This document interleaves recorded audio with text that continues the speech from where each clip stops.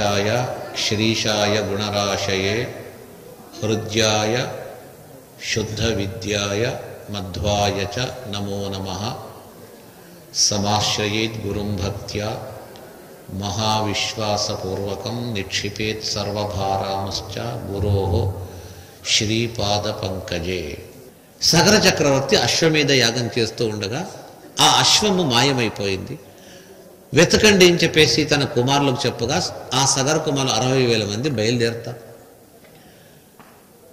భూమి అంతా వెతుకుతారు, కనిపించదు. పాతాళానికి వెళతారు, లోపల వెళతారు. అక్కడ ఒక ఆశ్రమం, కపిలాశ్రమం. కపిల వాసుదేవుడు తపస్సు చేస్తూ కూర్చున్నాడు. ఆ ఆశ్రమం బయట సగర చక్రవర్తి యాగాశ్వం ఉంది, అక్కడే కట్టేశారు. చూచారు ఈ సగరపుత్రులు, ఈ ఋషి వలె వేషం వేసుకున్నాడు, వీడే దొంగ, మా యాగాశ్వాన్ని అపహరించాడని చంపడానికి పోతే ఆ మహర్షి కళ్ళతో చూచేటప్పటికీ భస్మమైపోతారు. అందరూ 60,000 మంది కాలి బూడిద కుప్పలుగా పడిపోతారు. ఎంతవరకు రాలేని చూచి చూచి యాగం అక్కడే నిలబడిపోయింది. ఆ సగర చక్రవర్తికి ఒక కుమారుడు, ఇంకొక భార్యలో మరొక కుమారుడు అంశుమంతుడని. ఆ అంశుమంతునికి మరొక కుమారుడు అసమంజసుడు. ఆ విధంగా కుమారులు వచ్చి అందరూ కూడా యాగాశ్రమం కొరకు వారి చనిపోయినటువంటి సగరపుత్రులకు అందరూ అన్వేషించారు, అంతు తెలియలేదు.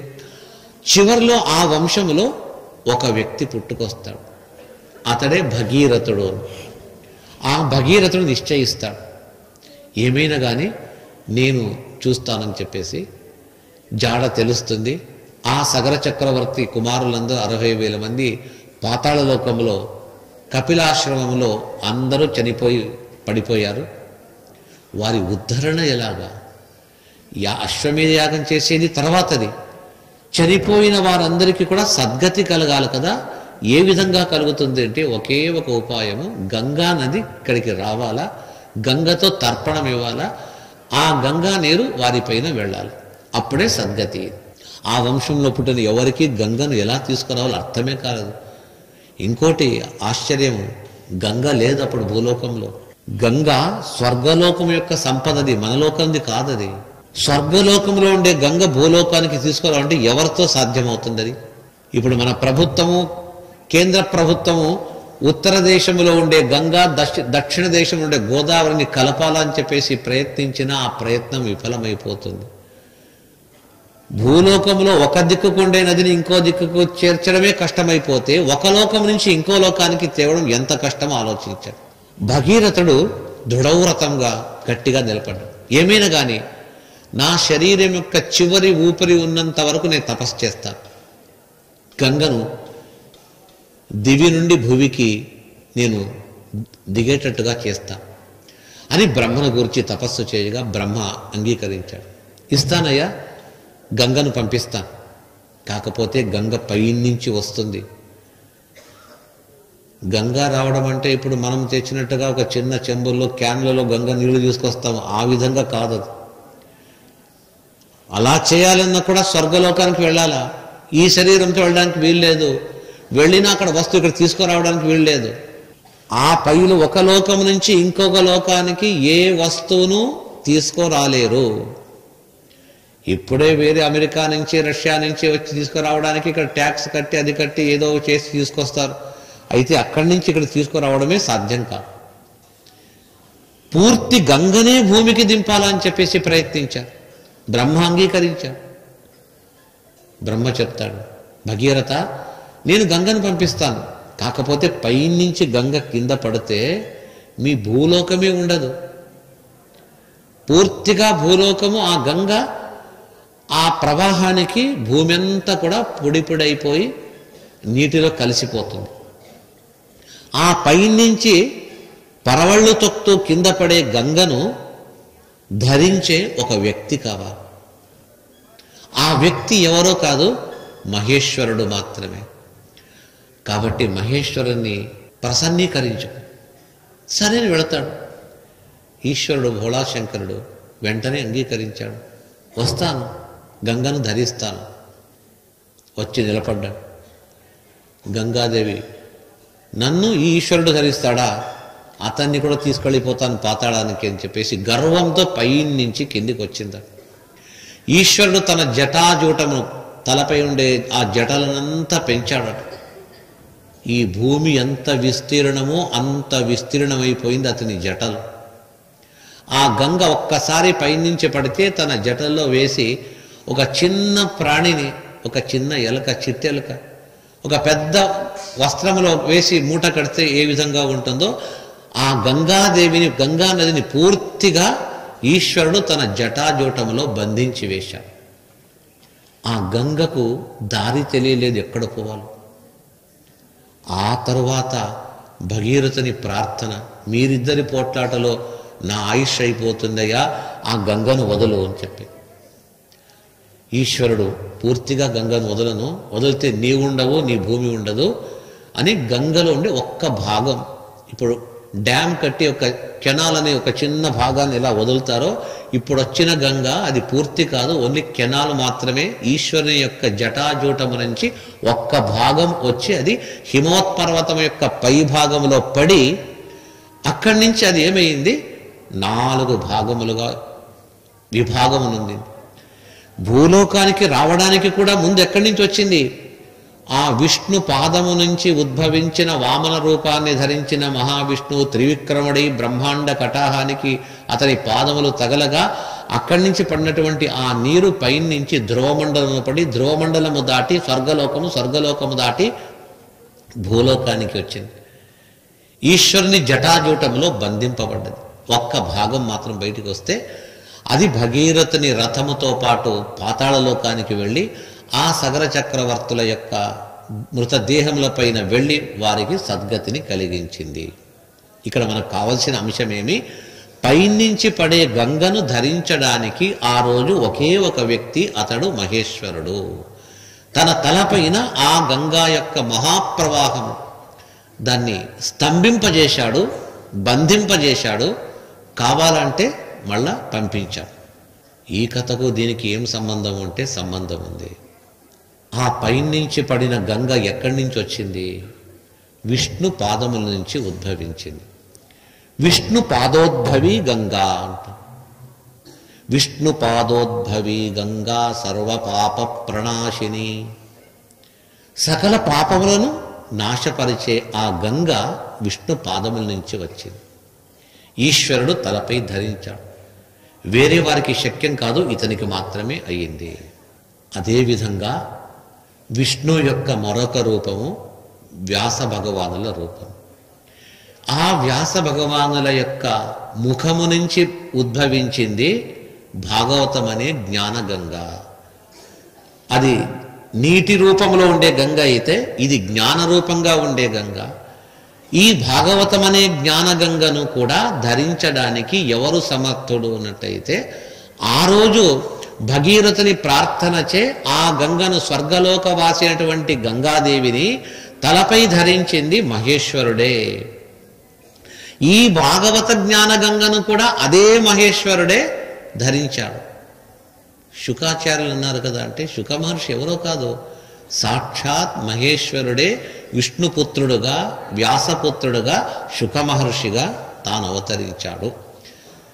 ఆ ఈశ్వరుడు తలపైన గంగను ధరించాడు. ఆ ఈశ్వరాంశ సంభూతుడైనటువంటి శుక మహర్షి వ్యాస మహర్షి ముఖారవిందము నుంచి వెలువడినటువంటి ఈ జ్ఞానగంగను తాను కూడా ధరించాడు. కొద్దిగా వ్యత్యాసం. ఈశ్వరుడు తలపై ధరిస్తే శుక మహర్షి తల లోపల ధరించాడు. తల పైన కాదు, తల లోపల ధరించాడు.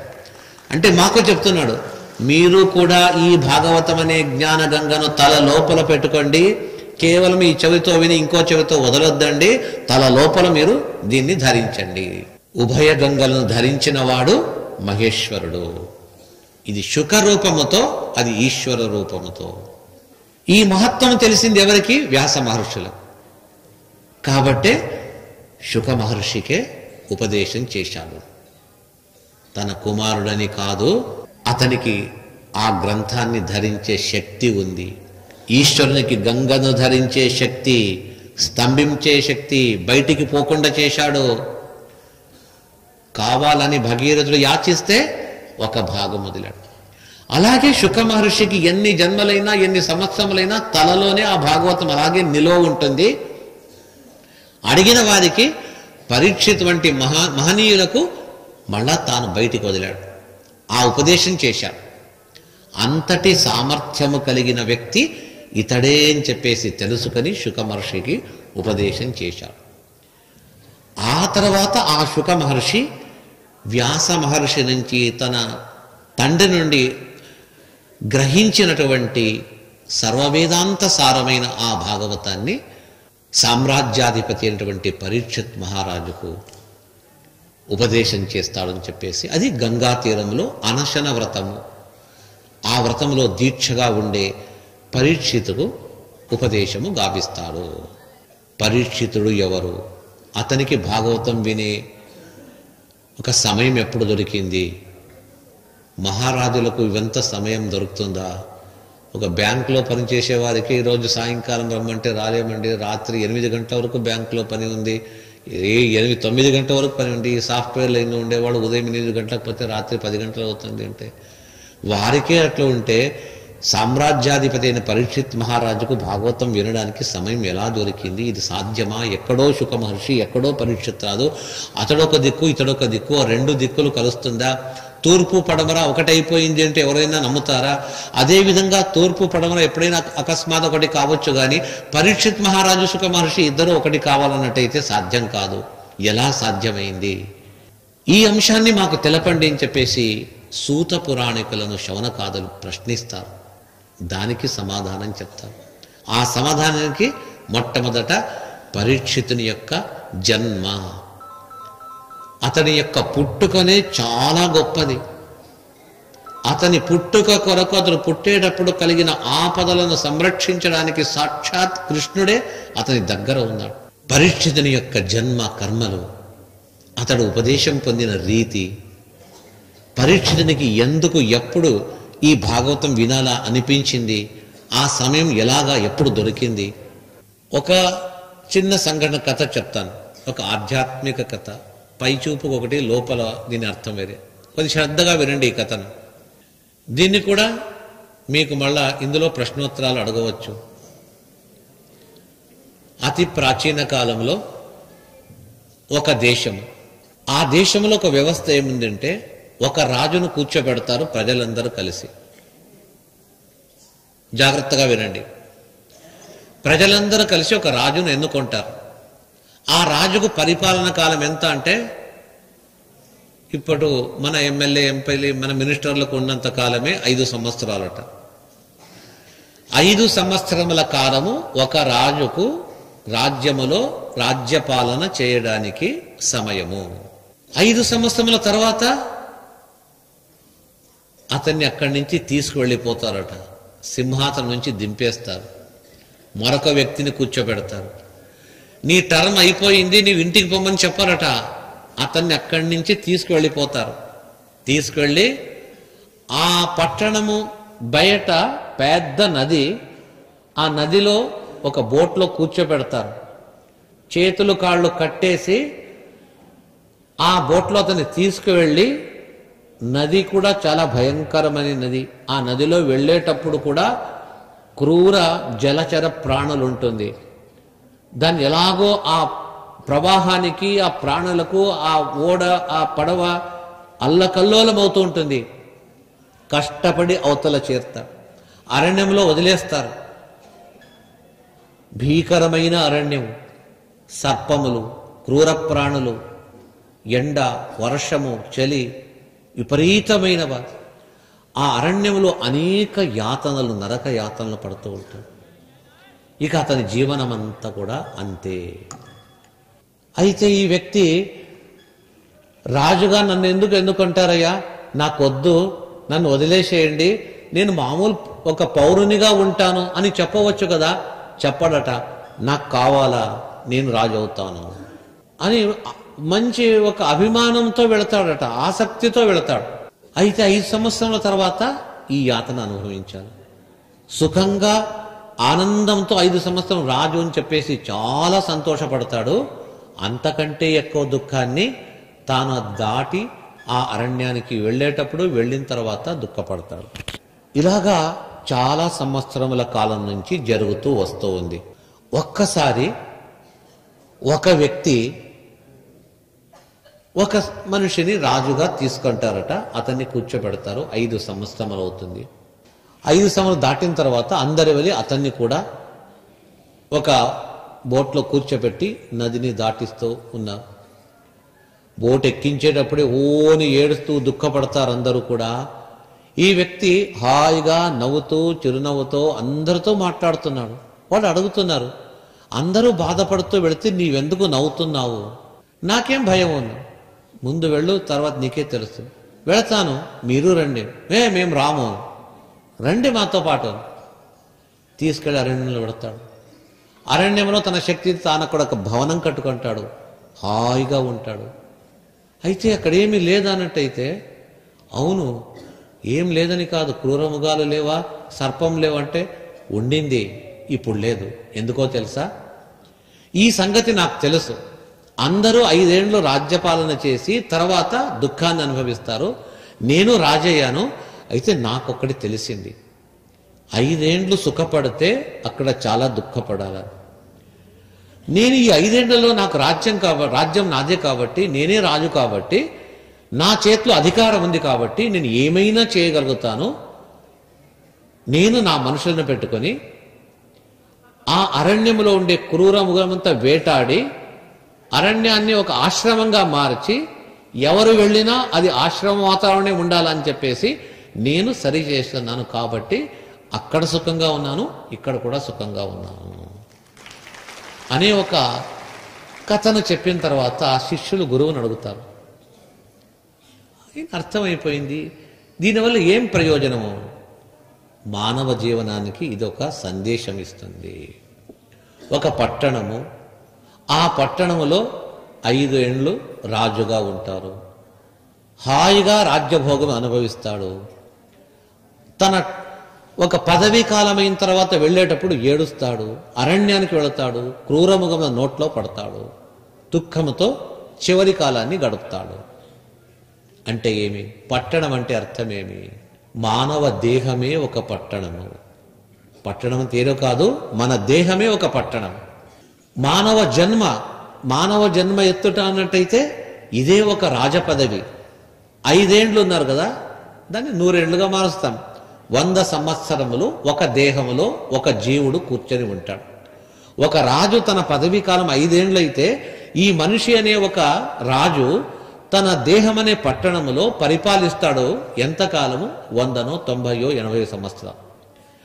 అయితే ప్రతి మానవులు తనకు ఈ మానవ దేహం వచ్చింది, సుఖభోగాలను అనుభవిస్తూ ధర్మ కర్మలు తెలియక కేవలం ప్రకృతి భోగాలు భౌతిక సుఖాలను అనుభవిస్తూ చివరకు తాను వెళ్ళేటప్పుడు చనిపోయి వెళతాడు కదా, దుఃఖంతో వెళతారట. మధ్యలో నది, జలచర ప్రాణులు ఉన్నాం కదా, ఏది అంటే చనిపోయి యమపట్టణానికి వెళ్ళేటప్పుడు మధ్య 16 నగరాలు వస్తుందట. యమునికి సంబంధించిన నగరం. ఒక ఊర్లో ఒక చోట కూర్చుంటే విశాఖపట్నంలో ట్రైన్ ఎక్కి హైదరాబాద్కు రావడానికి ఎన్ని స్టేషన్లు వస్తుంది? ఆ విధంగా భూలోకం నుంచి యమలోకానికి వెళ్ళడానికి 16 స్టేషన్లు అంటారు. ఒక్కొక్క స్టేషన్లో కొందరు ఒక్కొక్క ప్రాంతములో యమదూతలు, తర్వాత యమధర్మరాజు ఆస్థానం ఉండే కొన్ని ప్రాణులు, కుక్కలు కావచ్చు, ఇంకా వేరే క్రూర ప్రాణులు. మధ్యలో వెళ్ళేటప్పుడు ఒక నది ఉంది, వైతరిణి అనే ఒక నది.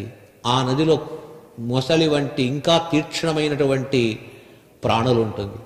ఈ జీవుడు వెళుతూ ఉండగా ప్రతి ఒక్క చోట యమధర్మరాజు యొక్క 16 పట్టణాల్లో ప్రతి చోట ఇతనికి నరకయాతన చేసి చేసి నిప్పుల వర్షం ఒక చోట, ముళ్ళ బాట ఒక చోట, కాలిన ఇనుపు పైన నడిచేది ఒక బాట, పొడి మట్టి, 12 సూర్యులు ఏకకాలంలో 12 ఆదిత్యులు అంట కదా, 12 మంది సూర్యుల తాపముచే నిప్పు కంటే ఎక్కువ పొడి మట్టి, ఆ మట్టిలో కాళ్ళు పెట్టి వెళుతూ ఉంటాడు. ఇలాగా ఒక్కొక్క నగరంలో ఒక్కొక్క యాతన. సుఖంగా ఆ మానవ దేహంలో ఉండేటప్పుడు సకల భోగాలను అనుభవించి దైవము లేదు, ధర్మము లేదు, వెళ్ళిపోయిన తర్వాత ఇంత బాధలు అనుభవిస్తారు కదా. ఈ రాజు యొక్క ఆదర్శం తీసుకోండి. 5 ఏళ్లు రాజుగా ఉన్నప్పుడు తనదే అధికారం ఉంది కాబట్టి ఆ అధికారంలో ముందు తాను ఏ అరణ్యానికి వెళతాడో అక్కడ ఉండే కష్టములు ఏం కలుగుతుందో దాన్ని పరిహరించుకొని అక్కడ వెళ్ళిన తర్వాత కూడా సుఖంగా ఉండడానికి తాను ఏం ప్రయత్నం చేశాడో, మానవుడా నీవు కూడా భగవంతుడిచ్చిన రాజ్యము, నీవు రాజుగా ఉన్నావు ఈ దేహం అనే పట్టణంలో, ముందు నరకములో నీకు యాతన ఏం కలుగుతుందో దాన్ని పరిహరించుకోవడానికి ఇక్కడ నీవు మార్గము, నీకు శక్తి ఉంది, నీకు అధికారం ఉంది. మంచి వాక్ ఇచ్చాడు, మంచి తల, చేతులు, కాళ్ళు అంతా ఇచ్చాడు. మంచి పని చేయి, గురు శుశ్రూష, సకల శాస్త్రములను, మంచి పురాణములను బాగా తెలుసుకో, విను, ధర్మాచరణ చేయి, అపరాధం చేయొద్దు, అకస్మాత్తుగా చేసినా దాన్ని పరిహారం చేసుకో. ఇప్పటి నుంచే ఆ లోకాల్లో వెళితే ఏ నరకం వస్తుందో దానికి పరిహారం ఏమనేది ఆలోచించి ఇక్కడి నుంచే దాన్ని పరిహారం చేసుకున్నట్టయితే నీవు తర్వాత ఇక్కడి నుంచి వెళ్ళిపోయిన తర్వాత ఒక రాజు ఏ విధంగా అరణ్యములో వెళ్ళి సుఖంగా తాను ఒక మంచి భోగభూమిలో కూర్చున్నాడో మనము కూడా నరకానికి వెళ్లకుండా మంచి స్థానమైనటువంటి ఆ వైకుంఠం అనే శ్రీహరి యొక్క స్థానాన్ని చేరుకుంటాము. ఎప్పుడది మనకు వచ్చినటువంటి భగవంతుడిచ్చిన ఆ దేహం చేత, ఆ మానవ దేహం చేత మంచి పనులు చేసి ముందు కలగబోయే ఆపదలను ఇప్పుడే పరిహారము చేసుకోవచ్చు అనే నీతి ఈ చిన్న కథలో దాగి ఉన్నది. ఇలాంటి నీతి కథలను విని మనము ఏ విధంగా మారుతామనేది భగవంతుడు శాస్త్రములు మనకి, కృష్ణుడు అర్జునుతో అంత చెప్పి చివరికి ఏమంటాడు, యుద్ధము చెయ్యని చెప్పకుండా యథేచ్ఛసి తథా కురు, నీకంతా చెప్పాను, ఇక నీ తలకొచ్చింది చేయమన్నాడు. అలాగే శాస్త్రంలో చెప్తుంది, ఇవంతా చెప్పాను, ఇక మీరేం చేస్తారో మీరు చేయండి అని ఆ శాస్త్రములు మాకు ఈ విధంగా సందేశం ఇస్తుంది. ఈ కథను గుర్తుంచుకొని దీని ప్రకారంగా మనమందరం నడిచినట్టయితే మనము కూడా మునుముందు కాలంలో మనకు కలిగే కష్టములు ఇప్పుడే పరిహారం చేసుకోవచ్చు. కన్స్ట్రక్షన్ రంగాలలో దశాబ్దపు అనుభవంతో కస్టమర్ల మరియు శ్రేయోభిలాషుల మన్ననలను, నమ్మకాన్ని గెలుపొందిన సంస్థ విఆర్ఆర్ కన్స్ట్రక్షన్స్. నాణ్యతకు, నమ్మకానికి మారుపేరు VRR constructions. Independent houses, apartments, villas అన్ని రకాల హంగులతో అలరించే అద్భుతమైన వెంచర్స్ తో పాటు అందరికీ అందుబాటు ధరలో సొంత ఇంటి కలను సాకారం చేసే నమ్మకమైన సంస్థ VRR constructions. Please visit VRR constructions, వరటెక్స్ plaza near Radhika theatre, ECL X Road, Hyderabad. Call to 9100885551, 91008855.